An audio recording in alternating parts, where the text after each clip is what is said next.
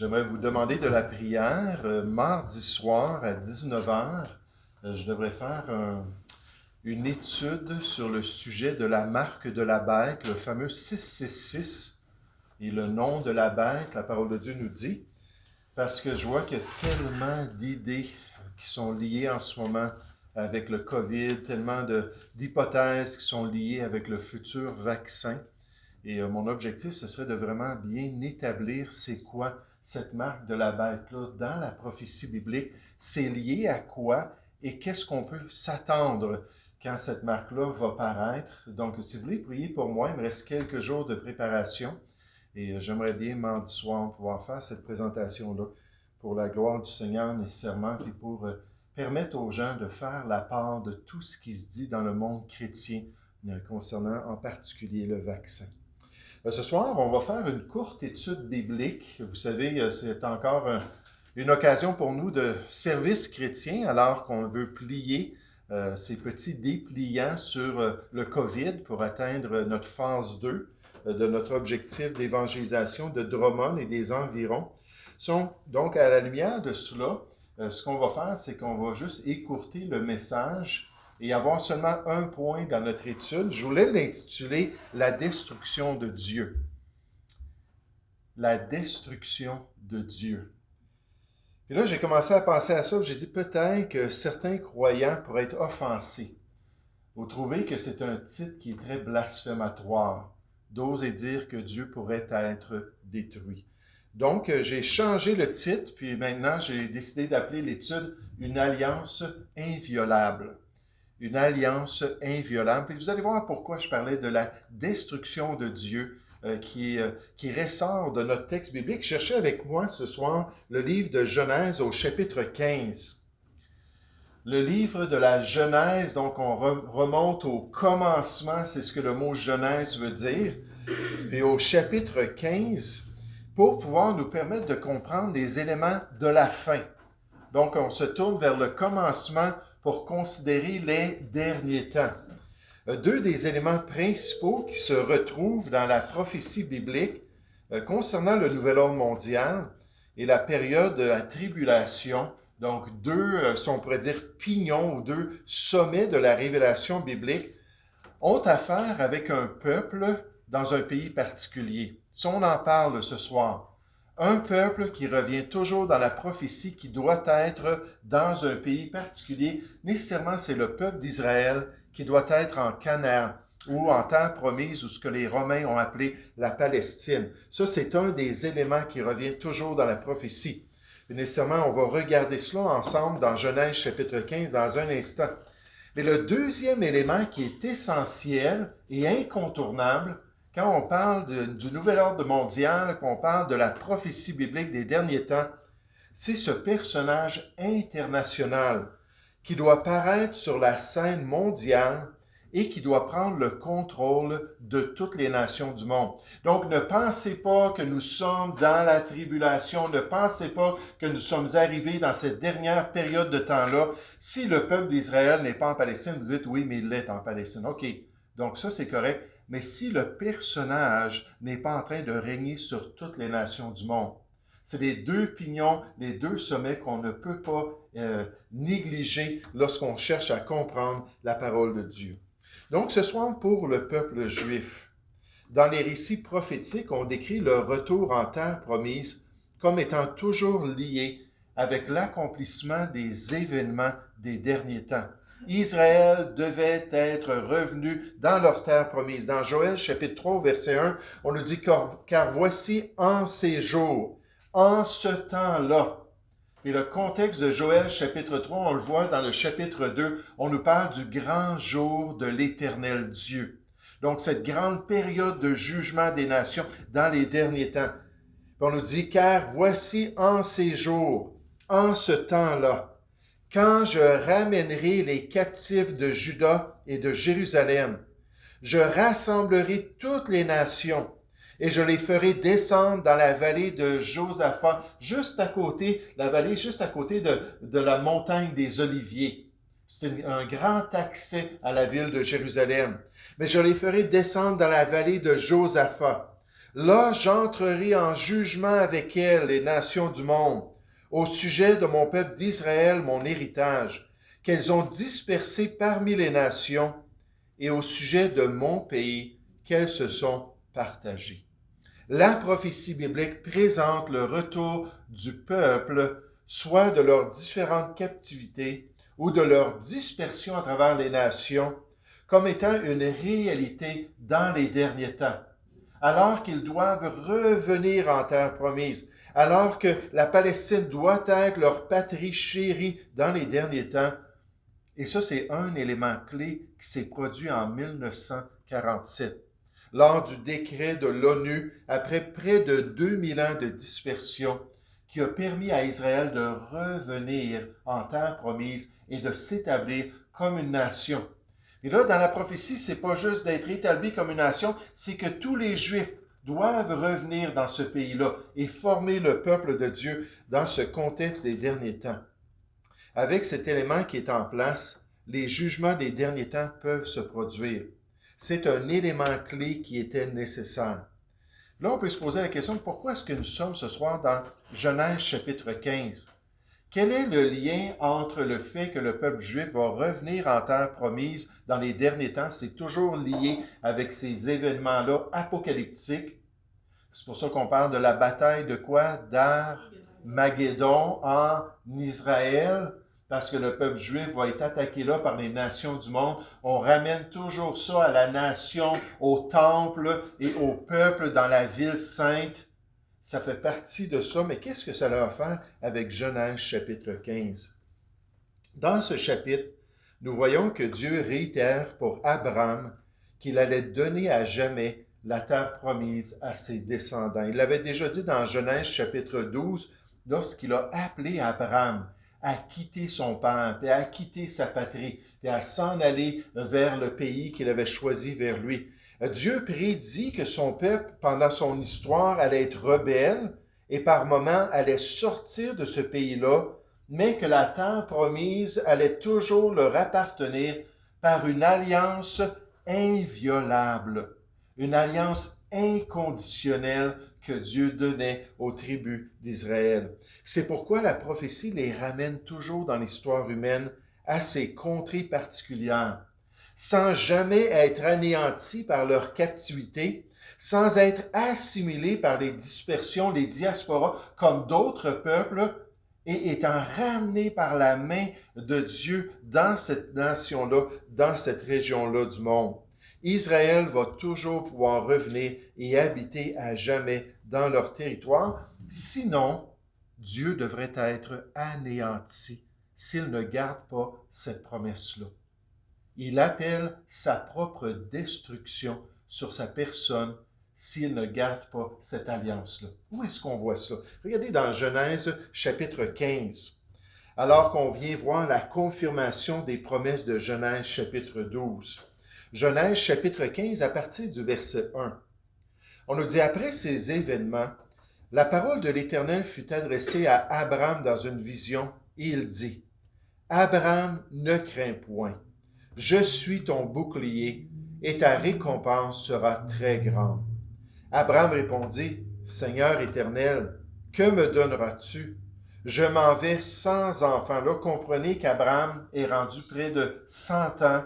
Il est vieux, ça fait 25 ans qu'il attend cette promesse-là que Dieu allait donner à lui et à son épouse Sarah, qu'il allait leur donner des enfants.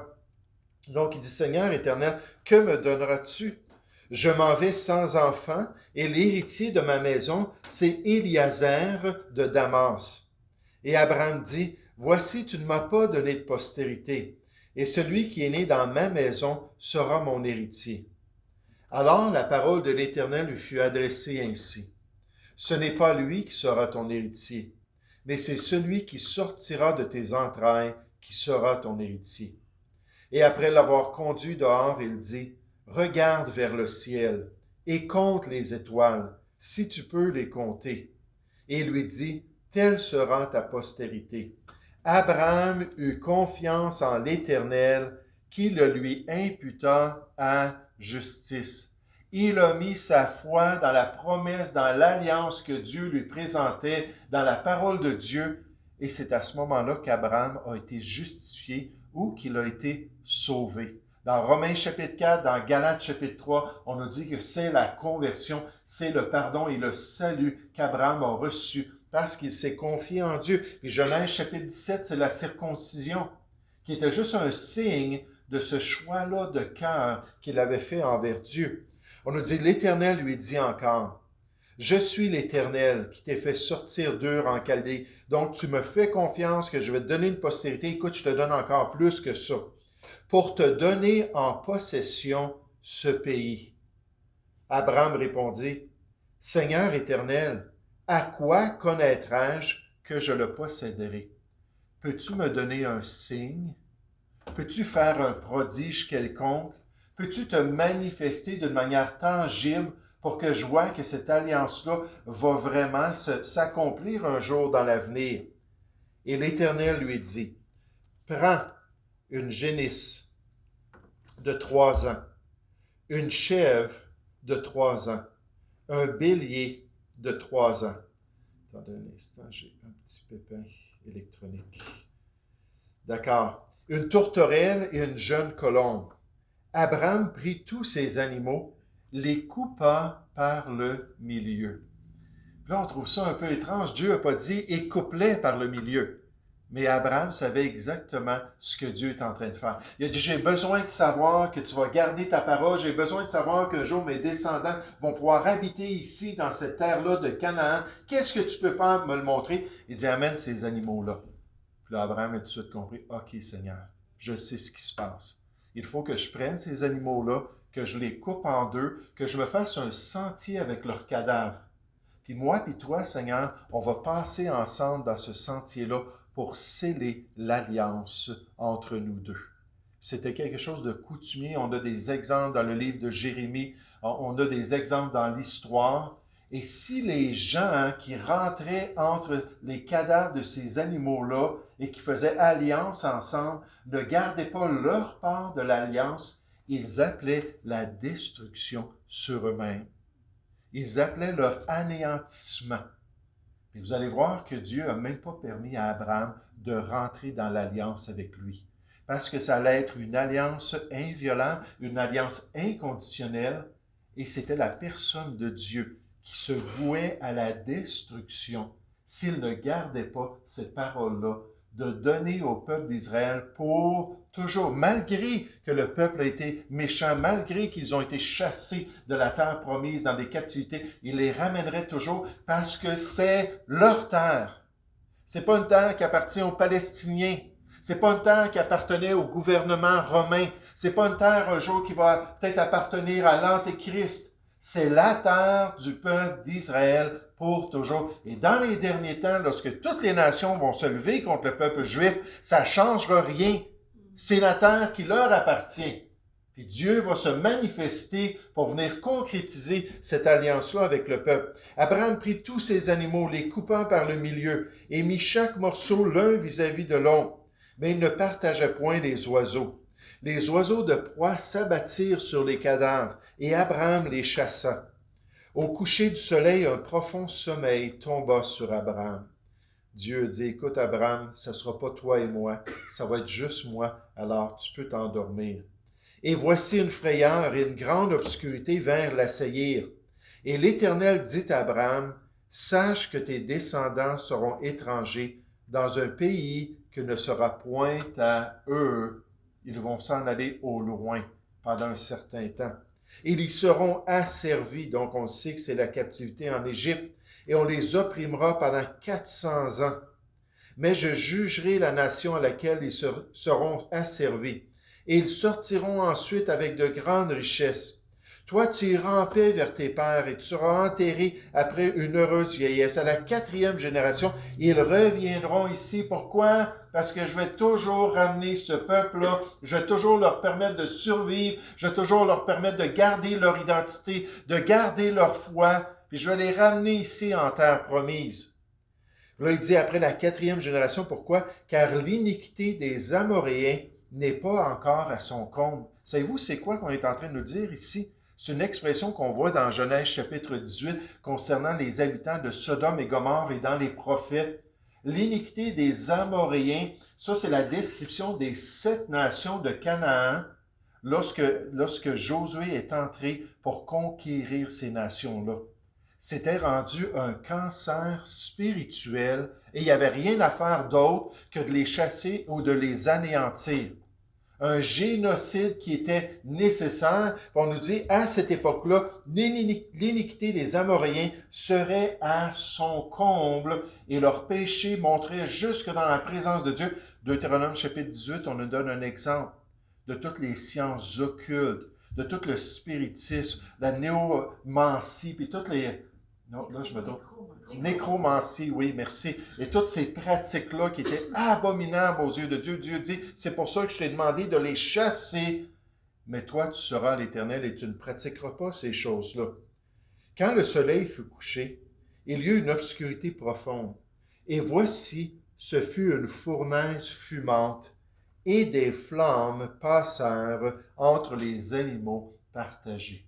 Donc là, on voit la théophanie, on voit la manifestation de la présence de Dieu qui passe entre ces animaux-là en disant « c'est moi qui te garantis cela ». Tu n'as même pas à rentrer dans l'alliance, c'est inconditionnel, c'est inviolable. Puis moi, je m'engage à toujours garder cette terre pour ton peuple. En ce jour-là, l'Éternel fit alliance avec Abraham et dit « Je donne ce pays à ta postérité. » Depuis le fleuve d'Égypte jusqu'au grand fleuve, au fleuve d'Euphrate, le pays des Kéniens, des Kénésiens, des Calmoniens, des Étiens, des Phérésiens, des Réphaïm, des Amoréens, des Cananéens, des Girgasiens, des Jébusiens. Et dans Deutéronome chapitre 7, on résume ça à 7 nations principales qui habitaient en terre promise. Dans Genèse chapitre 13, après la séparation d'avec Lot, on nous dit « L'Éternel dit à Abraham, après que Lot se fut séparé de lui, « Lève les yeux, et du lieu où tu es, regarde vers le nord et le midi, vers l'Orient et l'Occident, car tout le pays que tu vois, je le donnerai à toi et à ta postérité pour toujours. » Là, on voit la durée de cette alliance inviolable. Dieu dit c'est pour toujours. Ailleurs, on dit à perpétuité. Donc, c'est pour ton peuple et pour tes descendants. Je rendrai ta postérité comme la poussière de la terre, en sorte que si quelqu'un peut compter la poussière de la terre, ta postérité aussi sera comptée. Lève-toi, parcours le pays dans sa longueur, dans sa largeur, car je te le donnerai. À Isaac, le fils d'Abraham, Dieu a répété la même promesse. On nous dit, l'Éternel lui apparut et dit, ne descends pas en Égypte, demeure dans le pays que je te dirai. Séjourne dans ce pays-ci, et je serai avec toi, et je te bénirai. Car je donnerai toutes ces contrées à toi et à ta postérité, et je tiendrai le serment ou l'alliance que j'ai fait à Abraham, ton père, Genèse 26, versets 2 et 3, à Jacob ou à Israël. Dieu a confirmé encore cette promesse. Dieu lui dit, « Je suis le Dieu Tout-Puissant. Sois fécond et multiplie. » Puis on voit dans Genèse chapitre 30 que Jacob a pris ça à cœur, n'est-ce pas? Qui est allé se trouver 4 épouses, mais c'est pas tout à fait comme ça que ça s'est fait. Il y a eu 4 épouses, puis il y a eu ses enfants avec ses 4 épouses. Mais sois fécond et multiplie. Une nation et une multitude de nations naîtront de toi, et des rois sortiront de tes reins. Je te donnerai le pays que j'ai donné à Abraham et à Isaac, et je donnerai ce pays à ta postérité après toi. Genèse 35, versets 11 et 12. Donc ainsi, dans les promesses de la parole de Dieu, puis envers cette alliance inviolable pour les descendants d'Abraham, Dieu promet toujours que le peuple juif allait revenir en terre promise. Même après son châtiment, même après son jugement, il allait les rétablir en terre promise. Cette terre-là qui leur appartient, et dans les derniers temps, cette terre-là qui allait être stratégique dans les événements que Dieu allait faire au niveau des autres nations. Dans Zacharie chapitre 12, on nous dit qu'Israël allait revenir en terre promise et allait être une pierre pesante pour toutes les nations. Et Dieu allait attirer toutes les nations pour venir attaquer son peuple. Dans Sophonie, chapitre 3, on nous dit au verset 8, « Attendez-moi donc, dit l'Éternel, au jour où je me leverai pour le butin, car j'ai résolu de rassembler les nations, de rassembler les royaumes. » Puis là, il parle de ces événements-là des derniers temps, pour répandre sur eux ma fureur, toute l'ardeur de ma colère, car par le feu de ma jalousie, tout le pays sera consumé. Alors je donnerai au peuple des lèvres pures. Là, en parlant d'Israël. Puis on sait dans Romains 11 au verset 25 que dans ces événements-là, que tout Israël sera sauvé. Ceux qui vont avoir survécu nécessairement à la bataille d'Armageddon, on nous dit que le 2 tiers vont être envoyés en captivité, Zacharie chapitre 14. Le dernier tiers va être épuré. Et là, tout à coup, au verset 10 du chapitre 12, on nous dit qu'ils vont voir dans cet esprit de repentance que Dieu va leur donner, qu'ils vont voir le Fils de Dieu lui-même, celui qu'ils ont percé, descendre des cieux. Et Romains 11, 25 va s'accomplir. Tout le restant de ce peuple va être sauvé ce jour-là. Donc il dit, « Alors je donnerai au peuple des lèvres pures. » Au lieu de proclamer leur vénération pour les idoles, au lieu d'être des faux prophètes pour les religions païennes qui les entouraient, là, ils vont dire ce qui est vrai pour la gloire de Dieu, afin qu'ils invoquent tous le nom de l'Éternel pour le servir d'un commun accord. L'Éternel a détourné tes châtiments, il a éloigné ton ennemi. Le roi d'Israël, l'Éternel, est au milieu de toi. Tu n'as plus de malheur à éprouver. En ce jour-là, on dira à Jérusalem, ne crains rien, Sion, que tes mains ne s'affaiblissent pas. L'Éternel, ton Dieu, est au milieu de toi comme un héros qui sauve. Il fera de toi sa plus grande joie.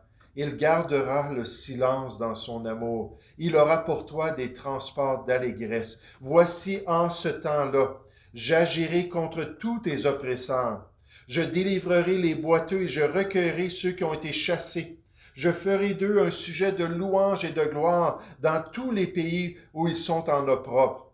En ce temps-là, je vous ramènerai. En ce temps-là, je vous rassemblerai. Car je ferai de vous un sujet de gloire et de louange parmi tous les peuples de la terre, quand je ramènerai vos captifs sous vos yeux, dit l'Éternel. Donc, qu'est-ce que Dieu a dit à Abraham? Écoute, je te donne cette terre-là et c'est garanti.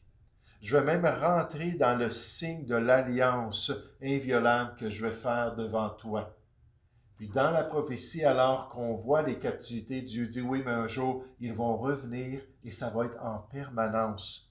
Et là, je vais rassembler les nations qui vont s'opposer à cette présence-là d'Israël en Palestine. Et quand toutes ces nations-là vont venir, moi, je vais descendre et je vais délivrer mon peuple. Un auteur a dit, toutes les campagnes militaires de l'histoire d'Israël menèrent aux déportations, aux confiscations de terres et aux ventes en esclavage des générations de Juifs. Dieu prend sur ses propres épaules leurs sentiments de douleur et leurs sentiments de difficulté et promet en tant que Seigneur de l'Alliance d'utiliser son pouvoir pour leur garantir un avenir en terre promise. Est-ce que Dieu a terminé avec Israël? Loin de là. On est entre la 69e et la 70e semaine du plan rédempteur de Dieu. C'est la période mystérieuse de l'Église. Mais quand l'Église va être enlevée, Dieu va terminer avec ces 7 dernières années-là et il va recommencer à travailler avec Israël. Un autre auteur nous dit, lors du dernier jour du Seigneur, Dieu détruira tous ses ennemis et délivrera et bénira tous ceux qui lui font confiance. Israël, nouvellement converti, sera rassemblé dans son pays, et les autres nations viendront contre lui. Dieu délivrera Israël et jugera les nations, non seulement pour leur incrédulité, mais aussi pour la manière dont elles ont traité le peuple de Dieu. Puisque Dieu est tenu de garder son alliance, puisque Dieu est tenu de garder sa promesse à Abraham et à ses descendants, qu'ils vont toujours posséder la terre de Canaan, ultimement comme leur héritage qui leur vient de leur Dieu. Et gloire à Dieu pour sa fidélité et gloire à Dieu pour sa grâce envers les fils de l'homme. Cette alliance-là, on va la voir se manifester lorsque le peuple juif va pouvoir régner dans leur pays et que le Seigneur Jésus va être au milieu d'eux. Et ça, c'est le dernier verset de Joël, chapitre 3. Et l'Éternel habitera au milieu de son peuple. On va prier ensemble. Merci, Père Céleste, pour ces belles promesses que tu as faites aux descendants de Jacob. Merci, Seigneur, que tu gardes ta parole. Tu nous dis dans le Nouveau Testament que tu es fidèle. Et Père, comme nous sommes reconnaissants que non seulement tu as fait cette alliance avec le peuple juif, mais tu as aussi fait une nouvelle alliance avec ceux qui se sont tournés vers toi, ceux qui ont mis leur foi dans l'œuvre du Seigneur Jésus, ceux qui ont invoqué son nom pour être sauvés, ceux qui ont expérimenté cette nouvelle naissance. Oui, un jour, ils vont pouvoir voir et ils vont pouvoir entrer dans ton royaume. Et avec ce peuple juif, Seigneur, nous allons nous réjouir pendant l'éternité de cet amour extraordinaire, de cette œuvre grandiose que tu as accomplie et du fait, Seigneur, que tu ne changes pas, tu demeures toujours fidèle. Aide-nous à te servir avec joie, Seigneur. Aide-nous à persévérer dans tes voies. Nous te prions au nom du Seigneur Jésus. Amen.